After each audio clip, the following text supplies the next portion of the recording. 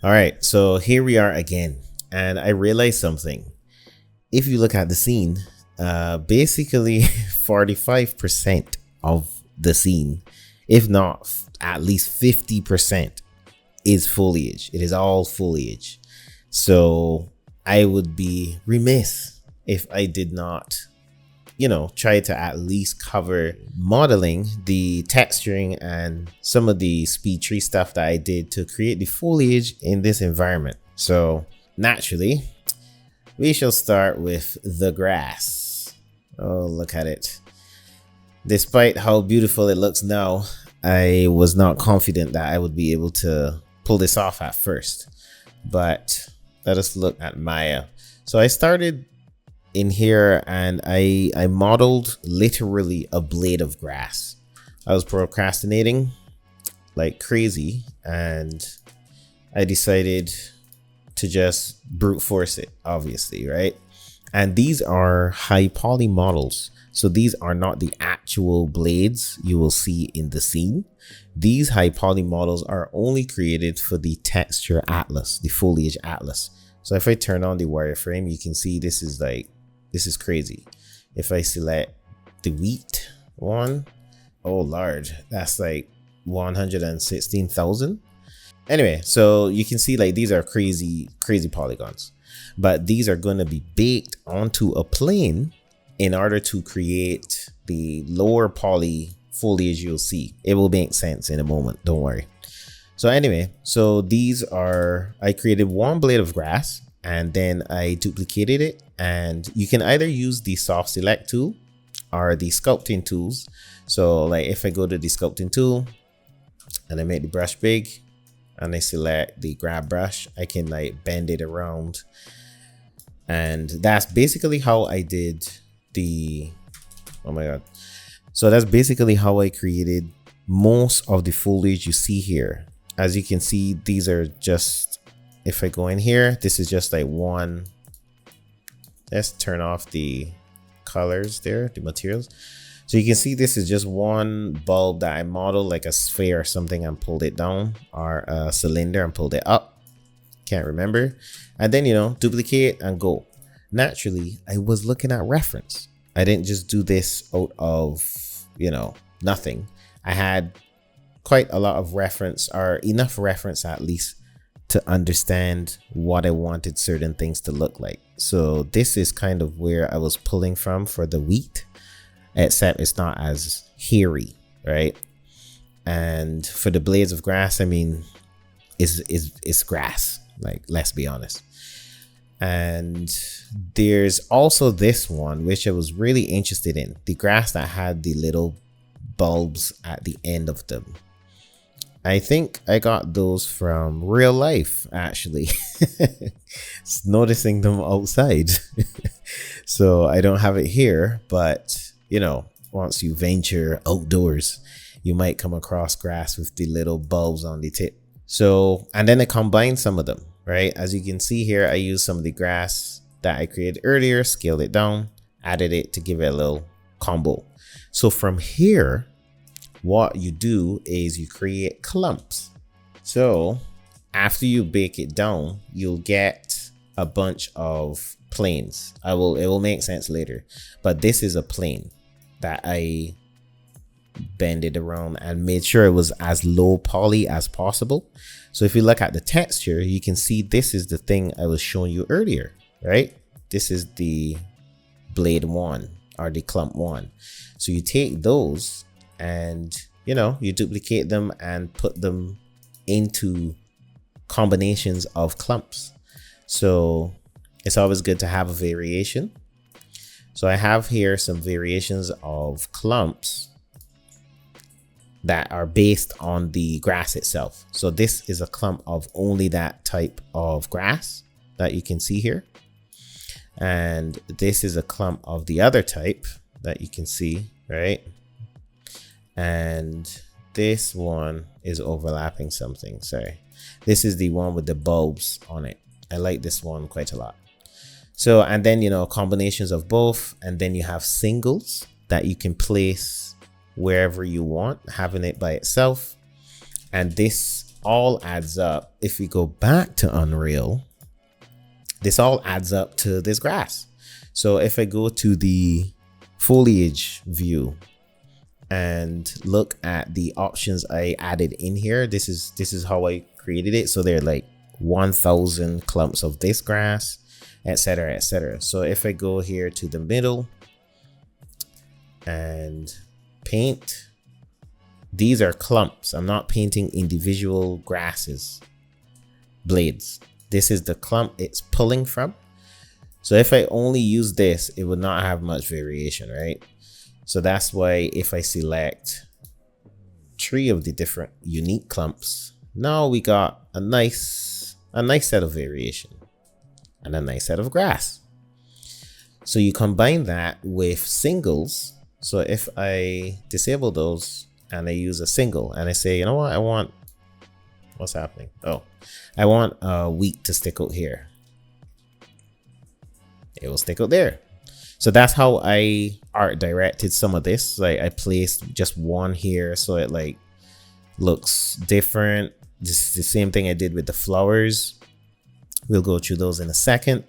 And this workflow allows for visually lots of grass, but performance wise, they're actually, if we look at one of these clumps, polygons are 481. Like that's crazy, right? All of this grass is just 481 polygons. So I think that is pretty cool. If I select all of this, it's barely 2,000, right? So that's how you're able to, and how I was able to put so much grass in here, and it looks nice. So let's move on to the flowers, which honestly, the flowers are, now that we've gone through this process, the flowers are going to be quite straightforward. So if I go back to the atlas, I have everything on here, right? And some of this stuff is for the flowers.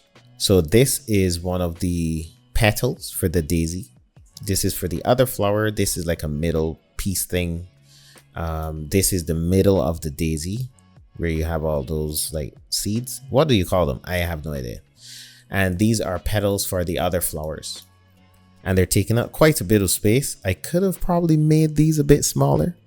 But as you can see, I sculpted in the detail of the waviness and a poor sculpt here for the for some of the leaf veins. It goes a long way when you're baking in that detail. So anyway, after we bake, as I said, we'll go to that in a moment. But after we bake, we then have the same technique. As you can see, these are stupid amounts of polygons. Like, look at this madness. But when we bake down that quality, we have this. So this part wasn't baked. I modeled the stem in Maya, obviously, but the rest are the same things that we baked down just now that I showed you. So if I were to click this petal, for example, right, and go to the UV editor, you can see this is referencing the petal, right? It's referencing the location of that on the atlas. So that's why baking it to the atlas is so cool. And because you don't need one atlas for one petal, then it's also efficient because this is a 2K texture, I believe. And these flowers are going to be how big? So imagine using a 4K texture per leaf. Like that would be very ridiculous, right? So using an atlas really helps you to save on performance and efficiency, actually. Nice little side thing there. So let's carry on. I have some display attributes enabled, so let me just take those off quickly. This is where I wanted the wind to blow the leaf the most on the white and the least on the black. That's what that is. So let's select these and turn that off. Good. These are the textures. So these are referencing the same leaves we did. Remember, there was a purple one, orange. The daisy has the like orange tip, and the center, solo that for a second, it looks rough, but from that far you kind of get the idea, right? So anyway, so this is how the daisies and the flowers were created. And I did not create clumps for these because in the scene I wanted more control over how many flowers go in a particular place. So if I click the daisy, for example, I can place either a bunch or only one. So that's why I did it like that. Some people combine flowers with grass, and that's really smart. I didn't do that because I wanted a bit more control, so it's not a big deal. And I was going to create these in SpeedTree, but because I was already in Maya and these were so simple, I decided to do them here one time. And I'm glad that I did that. Saved me a bit of time. So let's move on to the modeling. I wanted to show you the modeling of the pumpkin patch leaves. So as you can see here, I do have the atlas for, I'm using the atlas not just for the grass and the flowers, I also use it for the bush. So this was the original bush I had planned, but it didn't come out great. And this was the other technique I used, which came out a lot better. These are the juniper leaves. As you can see, each one of these in the high poly is like, you know, a bunch of pixels, polygons, sorry. So if we go up, same thing. This is crazy, like 100K, and then we bake it down and we have all that detail. So the other thing is the colors. You can see I'm coloring these things all over the place. Like some of these are different colors, and these are not the final colors because as you see in the scene, they're not green, right? But these assigning different materials allows me to go into Painter and isolate them. So if I look here carefully, you can see that I have different layers for each thing, right? So if I disable that, these are the leaves for the oak trees. So the cool thing is I can actually, let me see. All right, so as you can see here with the oak leaves, I have the ability to choose a mask. I can create a mask depending on the material. That's why we have so much ridiculous materials here, right? So I can mask this out. Remember, this is all going on one plane. So I need to be able to select this stuff instead of painting it slowly to select it. So to do that, there's the ID mask. So I will click this and you can see it doesn't look the same because, you know, they kind of blocked the area with the color, but you can see the same area for the materials that we created.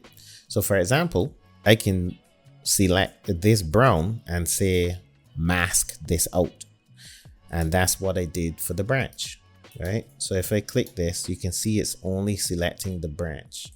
Yes, that color applies to other things, but for the oak leaves, it did exactly what I wanted. And then I was able to just color that only for that color, right? Very nice. So that really helps in the texturing phase. I'll go through this a little later. I just wanted to go through the modeling of the atlas for the pumpkin patch. So this is the general foliage atlas I used, but then I also created a separate one for the pumpkin patch. And it's this. So a lot more simpler, but I wanted more space for the textures to be detailed. So I have a time lapse here that we're gonna step through, and yes, I did start it a little late, but at least it's pretty low poly here, so you can kind of see where I started it from. Not the best geometry, but that's not what is important. It's the shape. So you can see I'm going through and I'm just I don't care about geometry as much. I'm just trying to get the shape. So I'm sculpting in right here in Maya, crazy high polygons, and I'm just carving it out. And what tool did I use there? I think it's just the regular brush. No, it was the knife. So I'm using the knife, and then I'm using the bulge tool to make it all fluffy, so to speak, and tightening up the edges. So you can see that. So it looks more leaf-like. Then I pinch some areas so it looks more sharp, and then I repeat the process. So after I pinch, it's a lot smoother. Carve again with the knife, carve in those veins, and then here we are. I also like this part where I turned on the lighting, and because there are no lights in the camera, it creates a silhouette because, you know, it's dark, and that really helps sometimes for you to see the shape of what you're creating and make it look more appealing. So I'm just using a huge brush here to push out the leaf. You won't see this exactly because it's baked down, but you will see the curve coming towards the camera. So it's worth it to do that. So I go in and again, you know, tighten it up, carving it, and then I move on to the little flower that's there in the pumpkin patch. Pumpkin patch? Yes. So this is a good time to talk about reference. Not a long talk, don't worry. But I also had reference for that. You see there these little flowers, right, that appear in the pumpkin patch. It's very common. I can't remember the scientific name for them, but they're there. So it would be wise for me to include them. So I have the reference and I have it off screen while I'm looking at what I'm creating. Again, just, you know, very predictable. I'm just modeling as quick as I can, efficiently, and just getting a general shape. It doesn't have to be perfect. It's going to be baked down anyway. And this is going to be very small as well. So I want to create some obvious shapes so you can see it from far. I push it out just like I did, so you get that bulge. And then I sharpen some of these areas. So I was trying to add some more detail, but in the end, I think I was pretty happy with how it looked. So then I copied that over and created the atlas, exported it, sorry, so that it could be baked down in Painter. So here I am in Painter, and you get to see a bit of the process I was talking about earlier. So I have the plane, just a plane, and then the high poly sitting in front of it. And I set it to bake, and it bakes down all of these beautiful maps for me. And you can see here, I'm cycling through them and it looks nice. Easy bake. So now that these are baked, I'll start the texturing process. Again, this is not supposed to be some crazy detailed texture. It's supposed to give you the idea of a pumpkin patch that makes sense. I start with the flat colors just to get an idea of where I'm going, and then I cycle through some presets just to see if something can help me. And I stumbled on basic leaf. I'm not sure if this is included or on the Substance Source site, but you know, here it is. So I'm adjusting the preset. Again, these are supposed to help you either speed up your workflow or have a starting point. Nevertheless, I tweak it, I edit it, and I use it for what I need it for. And here I am using the ambient occlusion, I believe, to select the veins because they're the most creviced part of the leaf. I use the ID map there again that I was talking about, and you can just get an idea of how I cycled through and rinse and repeat this process to build on the texture. Honestly, I could have gone a lot further to add more character to these leaves, but for me personally, it was not the focus of my scene. So I was happy with this. So that was an idea of the texturing process I did. So if we go back into the grass atlas or the foliage atlas, you can see, you can kind of get an idea of what I did now, right? So I use some edge masking here to get the edge a bit more crumply, you know, all those things. And Similar for this, I use the ambient occlusion to get some darkness in there in the crevices of the juniper leaves, sorry. And also to add like that, I can't remember what that is called, but it's like something that sits on top of the leaf. I saw it in the reference. Oh, speaking of reference, I also looked at some game reference, right? As you can see here, these are junipers in game. Yes, I play Overwatch. But anyway, these are junipers in the game, and they actually help me to get an idea of how far to go or not go with my detail. Very useful. Anyway, I don't have the reference I was looking for, but there's stuff that sits on the leaves, and that's what I did here. It's subtle, but you know, subtle goes a long way. So now that we have an idea of the texturing, I would like to go over the pumpkin patch in a little bit more detail. Let me open up the pumpkins. So these were done, the pumpkins were modeled in Maya, right? It was just easier to do it there than in SpeedTree. And I also separated the tops.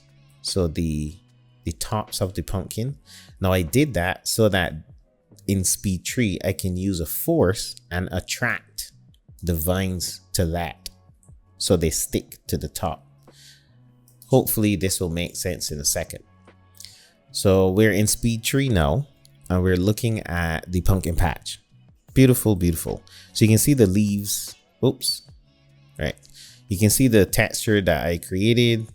It's all working nicely. And this isn't meant to be like a full-on SpeedTree tutorial. So I'm just explaining how I made it work. So if I click this and just make them a bit more visible, you can see the pumpkin. This is just a reference model that I brought in here. But if I disable the leaves, watch what happens when I pull the vines off, right? It snaps. They all snap to the tops of the pumpkins. It's as if they're really growing from the vine. So I did that by using a force, right?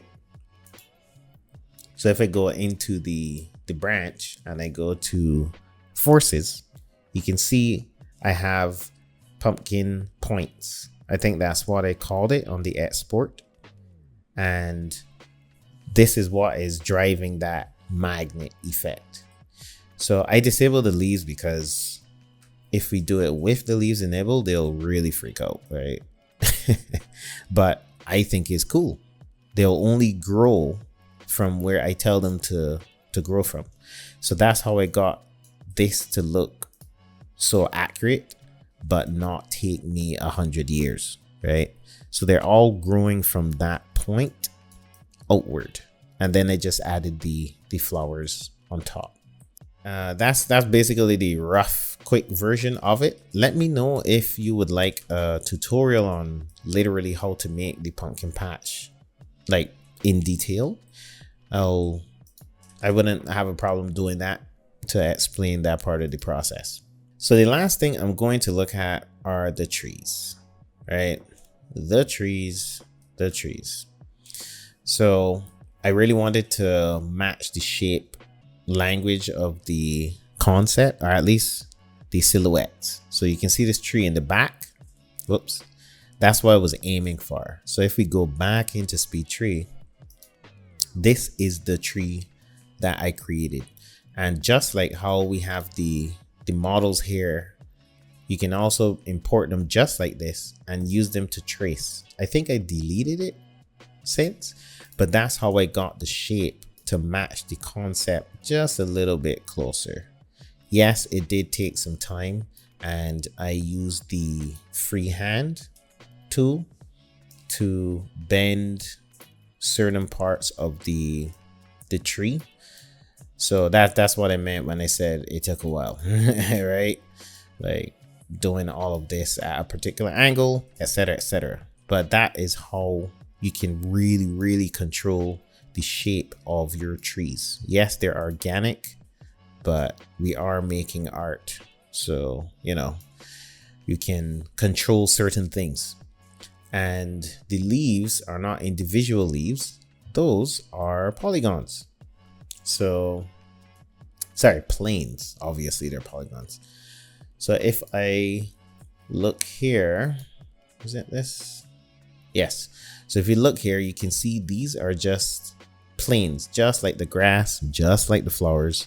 The leaves on the tree, SpeedTree is just spawning a bunch of planes that have the texture on it. And that's beautiful, right? If we look at the atlas one more time, I have created different pieces of the leaf. So we have this big branch. Actually, let's look at it in SpeedTree. Sorry about that. Let's look at it in SpeedTree. It will make more sense here. So if I go to the, where is it? Cutout for this, and I click edit just to show, you can see here that I have the atlas, and SpeedTree is allowing me to tell it where I want this plane basically to pull from. And I'm using this as one of the atlases. Yes, discard. And for this is a smaller one, and then we have the leaves and the one with not much leaves on it, etc. And combining all of those is what gives the variation in this tree. So that's how that was done. And I was going to use this tree all over the scene, but it made more sense to make another tree, this one. So this tree might look a bit familiar, and that's because it is right there. Yay. So this is the tree. This is the main reason I created it, for the foreground shot and for that tree sticking out in the background. But there are also more creative ways to use the foliage. You don't, if it's a still shot, you can, if you look at my final shot here, this was kind of posed a bit. So if I zoom up, pan up, sorry, you can see I have some floating trees, and these are to create the shadow casting in the foreground. So anyway, these are the trees that I created. I created 2 versions and I imported them into Unreal. SpeedTree has a nice export that works really well with Unreal, and it even brings in the wind. Right? If you look, it's the same wind, right? I did edit the wind. I did make my own wind for the junipers and the pumpkin patch and the grass, actually. Crap, and the flowers. So what I'm saying is I used my own wind to drive everything except the trees. This was a little more advanced for me to tweak, so I decided to leave it to the SpeedTree default, and it kind of works. You know, there's a lot going on in the scene. So anyway, that is the foliage creation process that I did in Maya, SpeedTree, and Unreal. So as usual, oh wait, sorry, I forgot to show you the bush. This is the bush here. Very nice. So as usual, thank you for watching the video or skipping to the end. I'm not sure which one you did, but I do thank you for watching, and I hope that this does help explain how the foliage in this environment was created. It was a long process that took weeks and brute force in some areas and some technique in some others. It all came together. You can see the leaves that are falling are the single leaves on the atlas. So all of these things add up to your scene. Like if you look at one single thing, it might stand out, but as a whole, the foliage, it really works. I'm really grateful for this turning out so well. Anyway, enough talking. I thank you for watching, and I will see you in the next video. Respect. Protect.